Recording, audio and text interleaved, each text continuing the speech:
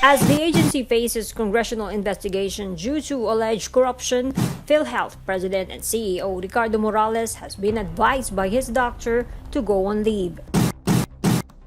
Morales submitted his medical certificate to the Senate Committee of the Whole, revealing he has cancer and has to undergo treatment.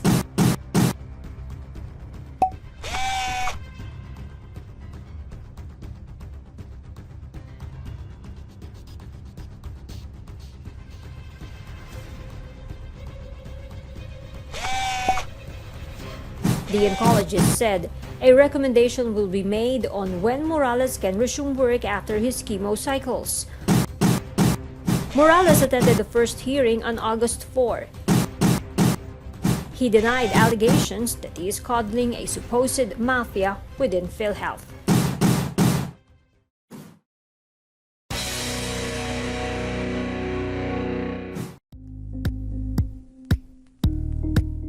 Thank you for watching Politiko TV. Please like and subscribe to our channel for more videos.